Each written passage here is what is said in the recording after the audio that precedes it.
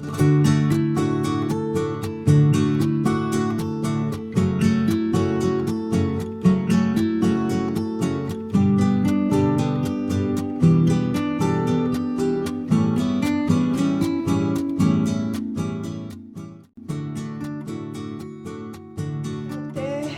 nuevamente, en octubre pasado estuvimos también hablando sobre el proceso constituyente. En ese minuto también veíamos el tema del plebiscito. Gracias por esta posibilidad nuevamente de poder estar con ustedes, de compartir algo más respecto a esta reflexión que es la responsabilidad ciudadana y cuál es la importancia de que nosotras como mujeres cristianas, podamos elegir a nuestros representantes, ¿no? Que no deja de ser un tema apasionante para algunas, no tanto para otras, pero sí interesante desde el punto de vista de mujeres y mujeres ciudadanas. Antes de comenzar un poco a hablarles sobre este nuevo proceso, las próximas elecciones de abril, lo que quedamos un poquito en octubre, quedó como pendiente en cómo íbamos a seguir estudiando este proceso constituyente y lo que se viene más adelante. Quiero invitarlas un poco a no reflexionar, pero sí también a ver cómo ha sido la historia de las mujeres a lo largo de toda la historia, digamos, también la historia bíblica, cuál es el rol que han jugado. Durante estas semanas pude ver unas conferencias que se las recomiendo totalmente, de Moirea College, que es una plataforma de cursos online que es exclusiva para temas de arqueología, Biblia, historia antigua, religión, el Israel moderno, entre otros. Y ahí una de las primeras conferencias que dio la antropóloga, doctora en antropología Lizzie Meyer, habla sobre el liderazgo femenino en la Biblia. Entonces ella hace una especie de línea de tiempo respecto a cómo las mujeres han accionado a lo largo del Antiguo Testamento específicamente. Son 6 conferencias, si quiere después, porque me mandaron el link, están en YouTube, se las puedo compartir para que ustedes también puedan, realmente son muy buenas y con mucho estudio bíblico. Y ella lo primero que dice es que la mujer está presente en todos los libros del Antiguo Testamento. Si no la mencionan como un personaje del libro en sí, igual aparece de manera simbólica. La presencia y la acción de las mujeres, incluso en el accionar del antiguo Israel. La doctora Meyer muestra una especie de línea de tiempo. Desde la primera mujer, que nosotros la conocemos, ¿no? Que sería Eva, Dios no solo creó al hombre, también creó a la mujer y la creó como la madre de todos los hombres. Y desde el principio de la creación tenemos la presencia de las mujeres. Después, en el periodo del diluvio, la presencia femenina sería importante para la preservación de la familia. Ahí está la mujer nuevamente, como la que preserva la familia, y es como una nueva creación, ¿no? Que nace a partir del diluvio, no quedó nada sobre la faz de la tierra, salvo esta familia, pero que también la mujer cumple un rol importante. Después, la mujer también está presente en el llamado de Abraham, o sea, presente también en la formación del pueblo de Israel. Sara, Milca, tenemos ahí unos nombres, en la formación y cuando también nace Isaac, ¿no? Han aparecido algunas mujeres y el pueblo se va formando y se van formando distintas tribus, dice la doctora Miller. Aparece Rebeca, Raquel, Lía, ¿no? Y esto, Tamar, Asenat, distintas mujeres que se mencionan en el Antiguo Testamento. Y llegamos también al momento en que el pueblo de Israel llega a Egipto, ¿no? Y tiene que preservarse en Egipto. Y para ser preservado, Dios nuevamente levanta a las mujeres. Indica la doctora Meyer, menciona a Sifra y Púa, que ellas eran las parteras, y ellas preservaron a todo un pueblo durante la esclavitud de Egipto. Aquí nuevamente vemos el accionar de las mujeres que deciden desobedecer la orden del faraón y preservar la vida de los niños. Más adelante, Miriam, Séfora, la segunda esposa de Moisés, y viene la peregrinación, ¿no? Y Moisés nuevamente será preservado. Séfora lo libera de la acción del ángel. Y Miriam es la profetisa, líder del pueblo ante las mujeres también. Y después nos encontramos con Rahab, ¿no? En el periodo de la conquista. Rahab es la mujer que abre las puertas para que el pueblo de Israel pueda conquistar la tierra prometida. También es una figura importante. Y la segunda conferencia que está en este ciclo de conferencias de liderazgo femenino en la Biblia, habla específicamente de Rahab, que no deja de ser interesante, cosas que no conocemos, que no son detalles que están en la Biblia específicamente, pero que se ha hecho todo un análisis, todo este análisis que se hace respecto de Rahab, que es interesante. Luego vemos a Débora, Jael, Noemí, Ruth, Ana, en todo el periodo cuando llegan ya a la tierra prometida. De hecho, Débora junto a Jael van a ser las responsables de años de paz en el periodo de los jueces. Milca, Abigail, Betsabé, la reina de Saba, ¿no? En el Reino Unido. Y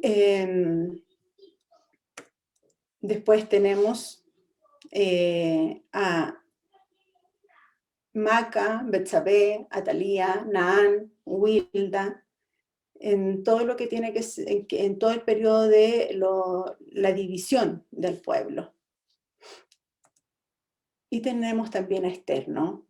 Ella es extremadamente importante para el pueblo de Israel. Vemos nuevamente a una mujer que toma decisiones para salvar a su pueblo. Y luego viene en este periodo del exilio, ¿no? Después, en la reconstrucción también están las mujeres, las hijas de Salomón, que ayudan a reconstruir las murallas de Jerusalén. De esta manera y de forma muy sencilla, ella muestra cómo las mujeres están presentes en todos los momentos y en toda la historia del pueblo de Israel. El rol de la mujer también es relevante en el Nuevo Testamento. Pero ¿qué tiene que ver este interesante análisis gráfico del liderazgo femenino en la Biblia? Pues bien, nos muestra cómo el accionar, el que la mujer accione en determinados procesos a lo largo de la historia, nos muestra cómo sus decisiones y sus acciones son importantes en la preservación de todo un pueblo. Si uno tuviese más tiempo, también fuese más entendida en estas materias, podría continuar con esta línea de tiempo y quizás no desde el punto de vista bíblico, sino también desde el accionar de otras mujeres que, por ejemplo, lucharon por el derecho a sufragar, el derecho a votar, y a que hoy podamos también nosotras como mujeres elegir a nuestros gobernantes, que no deja de ser algo importante, como decía Maribel, en todos estos tiempos, ¿no? En todos estos tiempos que hay mucha angustia, mucha, digamos, revolución. No es un país el nuestro que está completamente tranquilo, no solo por la pandemia, sino por todo lo que hemos vivido durante los últimos 2 años, ¿no? Aquí puse unas fotografías de mujeres que salieron a la calle y que lucharon para que nosotras hoy día pudiésemos y tengamos derecho a voto, tengamos derecho a sufragar y el derecho a elegir a quienes nos gobiernen. Las sufragistas de la ciudad de Nueva York, en Argentina, en Chile, en Londres, en distintas partes del mundo. Esta imagen no dejó de impactarme y de emocionarme cuando la vi, cuando la leí. El diario El País, a los 100 años de que se cumpliera el derecho a voto en el Reino Unido, publicó una serie de fotografías de esos tiempos. Y esta en particular me llamó la atención por la fuerza con la que yo siento que esta mujer le está hablando a prácticamente puros hombres, ¿no? Gritaron, pelearon, salieron a la calle, las arrestaron, Les pegaron, las insultaron, las acarralaron, siguieron luchando, manifestándose, las encarcelaron, murieron. La historia del derecho al voto de la mujer es la de una batalla incansable durante más de 2 siglos, ¿no? Y ellas, otras mujeres, lucharon para que nosotros pudiésemos tener lo que tenemos hoy, la libertad que tenemos hoy de sufragar. Aquí hay otra fotografía.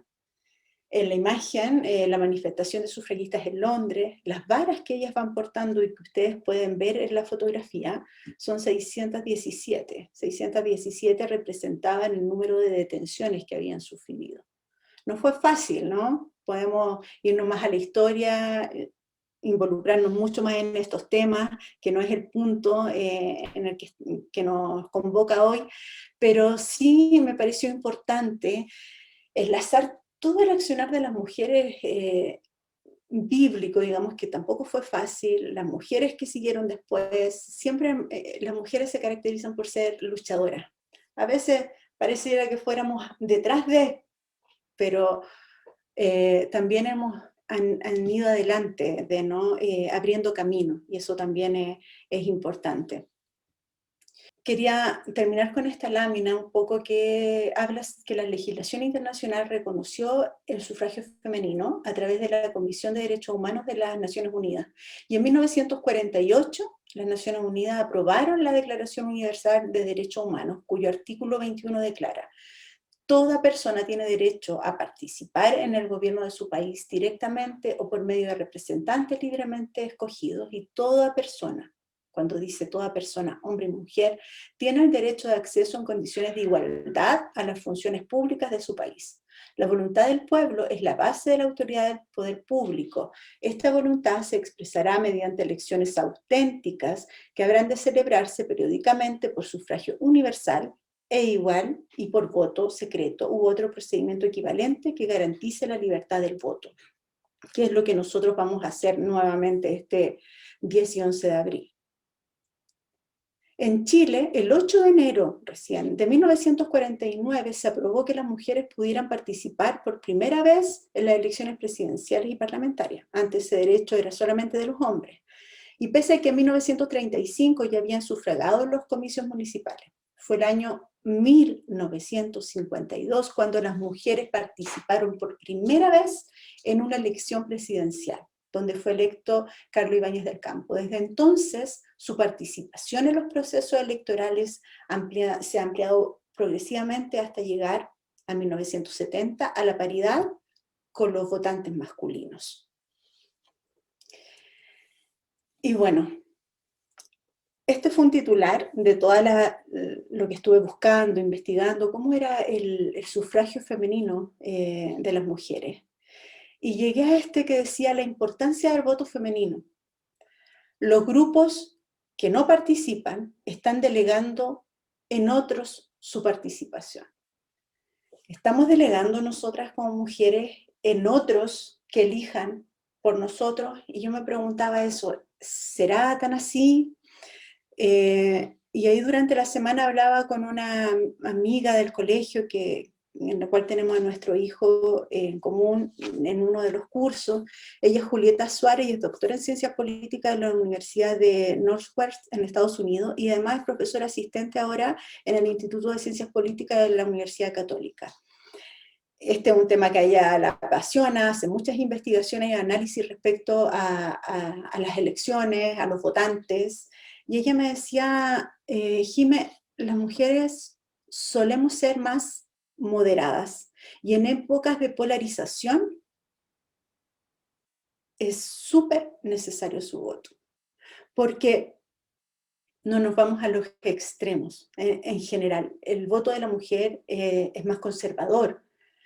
Entonces, no hay polarización. En momentos en que hay más polarización, decía, es importante también el voto femenino, porque nos vamos más hacia el centro y no politizamos, digamos, así, extrema derecha, extrema izquierda, sino que mantenemos, digamos, un voto más moderado. A eso iba. Y por eso también les dejo esta lámina para que ustedes también puedan reflexionar respecto a si nuestro accionar, si vamos o no a votar, y si no vamos, si nos marginamos de las votaciones, estamos delegando en otros grupos, ya sea hombres o distintos otros segmentos, digamos, de la sociedad, nuestra participación. Es decir, yo no voto, pero otros van a votar y por lo tanto ellos van a ser quienes van a elegir. Por eso es importante también, y retomo el título, digamos, de esta charla, la responsabilidad ciudadana, nuestra responsabilidad ciudadana. ¿Y por qué también es importante? Que era lo que hablábamos en la charla anterior sobre el proceso constituyente y el plebiscito, en que es importante que nosotras como mujeres podamos decidir quiénes nos gobiernen, podamos decidir quiénes nos representan, porque estas personas que nosotros elijamos van a ser las voces al interior, por ejemplo, de la Convención Constituyente. Y por eso hablábamos en ese minuto que era importante que nosotros nos informáramos y viéramos a quiénes vamos a elegir. Las próximas elecciones en nuestro país, voy a bajar esto, ahí sí. Las próximas elecciones en nuestro país, como ustedes ya saben, se van a desarrollar en 2 días, el 10 y el 11 de abril. ¿Por qué en 2 días? Por la situación de pandemia que estamos viviendo actualmente y porque la cantidad de personas, de candidatos, especialmente en el proceso constituyente, es alto. Por ejemplo, en el distrito 11 son más de 78 candidatos. Por lo tanto, la posibilidad, nos vamos a demorar más tiempo, si antes nos demorábamos, no sé, 20, 30 segundos en votar, ahora el proceso puede aumentar, entonces la cantidad de tiempo iba a ser más compleja y en esta situación se decidió que se realizaran 2 días estas votaciones. Entonces son 4 elecciones las que vamos a hacer. Y esto ya un poco aterrizando y poniendo más el sentido práctico de la charla, que también se me pidió que pudiese informar un poco para que ustedes estén al tanto de las votaciones que se van a realizar. Son 4 las elecciones, vamos a elegir a convencionales constituyentes, generales y del pueblo indígena, gobernadores regionales, alcaldes y concejales. Y en ellas se escogerán a 2.768 representantes a lo largo de todo el país, que no deja de ser importante, ¿no? Vamos a elegir a convencionales constituyentes, 155, pero de esos 55 son 17 escaños que ya están reservados para el pueblo indígena, pero naturalmente también se tienen que elegir, que ellos van a recibir una papeleta distinta. Los gobernadores, vamos a elegir 16, uno para cada región, alcaldes son 345 y concejales 2.252.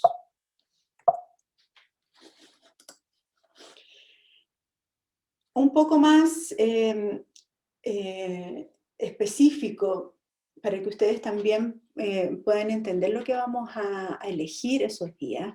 Los constituyentes, ¿quiénes son? Nosotros hablamos bastante la vez anterior en la charla, pero este 10 y 11 de abril se podrán elegir a los integrantes de la Convención Constitucional, quienes tendrán como misión la redacción de una nueva constitución en un plazo máximo de 12 meses, es decir, un año.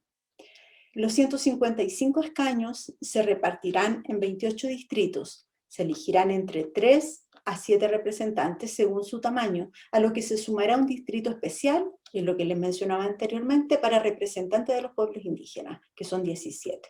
Solo deberán marcar una preferencia y los candidatos electos se determinarán entre las primeras mayorías de las listas más votadas. Los gobernadores, esto es una figura nueva, ¿no?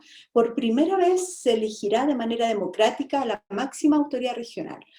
Anteriormente nosotros veíamos al intendente regional, ¿no? Él era la figura que administraba la región, por ejemplo la región metropolitana, ¿no? Pero ellos eran nombrados por el presidente de la República. Ahora somos nosotros quienes en forma democrática vamos a elegir a esta autoridad regional. Los gobernadores regionales reemplazarán, como les decía, a la figura del intendente y tendrán como función formular políticas de desarrollo regional y administrar los recursos para estos fines. El 10 y 11 de abril solo deberán marcar una preferencia y resultará electo quien obtenga al menos el 40% de los votos. En caso de que ningún candidato logre esta cifra, se realizará por segunda vuelta entre las dos primeras mayorías. Los alcaldes, el 10 y 11 de abril, le recalco esa fecha, se elegirán a los alcaldes de las 346 comunas de Chile, quienes serán los encargados de administrar sus respectivos municipios durante un periodo de 4 años. Se trata de una votación donde deberemos votar solo por un candidato o candidata, y el ganador será quien obtenga la mayoría de los votos válidamente emitidos sin contemplar una segunda vuelta. También se renovarán los integrantes de los consejos municipales en todas las comunas del país. Entre sus funciones, los concejales, ¿qué deben hacer? Fiscalizar la gestión del alcalde, que no deja de ser un tema importante, dictar ordenanzas municipales y aprobar el plan de desarrollo comunal. El día de la elección solo deberemos también marcar una sola preferencia, aunque debemos saber que nuestro voto puede provocar el arrastre también de algunos compañeros de lista. De acuerdo al tamaño del municipio, se elegirán entre 6 a 10 concejales. Miren, les quise poner esta lámina quizás porque a veces nosotros decimos, voté por tal persona, sacó la mayoría, sacó más votos que otro. En nuestro país existe un sistema electoral proporcional, que es el denominado método de D'Hondt. Un sistema proporcional matemático para asignación de los escaños, que permite obtener el número de cargos electos asignados a las candidaturas en proporción a los votos obtenidos. Ustedes han escuchado en la propaganda electoral, me imagino, el pacto tanto, el pacto aquel, distintos pactos. Y esto es un poco lo que se denominan acá, ustedes pueden ver en la pantalla, las listas por partidos políticos, que era un poquito lo que hablábamos la vez anterior también, que es difícil que los independientes puedan, digamos, solitos ser electos, ¿no? La lista A, por ejemplo, vamos a ver este ejemplo que tenemos acá. La lista A saca 100 votos, la lista B 60 y la lista C 40 votos. El total de los votos de cada lista se divide por el número de cargos. Por ejemplo, aquí en, no sé, en mi distrito tengo que elegir a 3 candidatos, por ejemplo. Y se van a una tabla donde se ponen los votos de la lista A, la lista B, la lista C, y se divide por el número de escaños que tengo, que son 3, y ahí quienes sacaron la más alta mayoría en las votaciones son elegidos. Por ejemplo, la lista A, como tuvo 100 votos, el segundo sacó 50 votos, digamos, toma 2 escaños, y la lista B 1 escaño, y por lo tanto la lista C queda con 0 escaños, 0 representantes. El académico de la Universidad de Talca, Mauricio Morales, define el sistema proporcional como uno que premia el juego en equipo y castiga las quimeras o las ilusiones individuales. De hecho, sostiene que en las municipales del 2016 no hubo un solo candidato independiente que fuera del pacto, es decir, que no estuviese en un pacto, consiguiera un escaño. Mientras que en las parlamentarias de 2017 solo uno logró hacerlo. Es probable que nos encontremos así con unas papeletas. El CERVEL no tiene publicado cómo serán las papeletas, pero podemos entender que esta sería la modalidad. Por lo tanto, insisto que es importante que nos informemos antes de ir a votar, especialmente por los candidatos constituyentes, ¿no? Porque es probable que nos encontremos con una lista larga, y así va a ser, de candidatos al proceso constituyente. Cada elector recibirá 4 cédulas electorales. Una para convencionales constituyentes generales, que va a ser de color beige. Los convencionales constituyentes de los pueblos indígenas, si usted está inscrito por su apellido como miembro del pueblo originario, de alguno de los pueblos originarios, le corresponde una papeleta de color verde, los gobernadores regionales de color naranja, los alcaldes, la papeleta será de color celeste, y los concejales tendrán una papeleta de color blanco. Bueno, y haciendo un poquito historia, haciendo el enlace con la charla anterior sobre el plebiscito, y tras el triunfo de la opción apruebo en octubre pasado, queridas amigas, Chile está a puertas de comenzar uno de los procesos más importantes en su historia democrática, la redacción de una nueva constitución, ¿no? Y